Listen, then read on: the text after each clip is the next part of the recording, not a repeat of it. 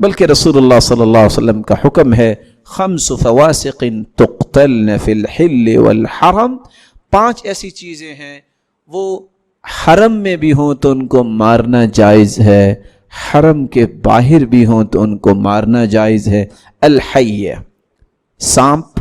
کتنے لوگ آج اس بات کو سمجھتے نہیں اور چند ٹکوں کے پیچھے اپنی زندگی کو برباد کر لیتے ہیں۔ سانپ کو مارنا نماز کے اندر بھی جائز، نماز کی پڑھ رہا ہے، بچھو اور سانپ نظر آیا ہے، اسی حالت میں اس کو مار دینا چاہیے۔ الحیہ والغراب الابقع والفأر والکلب العقور والحدیہ، سانپ ہے، بچھو ہے، کوا ہے اور چوہیا یا چوہا ہے۔ اسی طرح وہ کتا جو باولا ہو جاتا ہے، پاگل کتا جو ہے، ان 5 چیزوں کو حرم میں بھی آ جائے تو مار دینا چاہیے۔ تو رسول اللہ صلی اللہ علیہ وسلم نے ان ساری چیزوں کو پالید اور نجس قرار دیا۔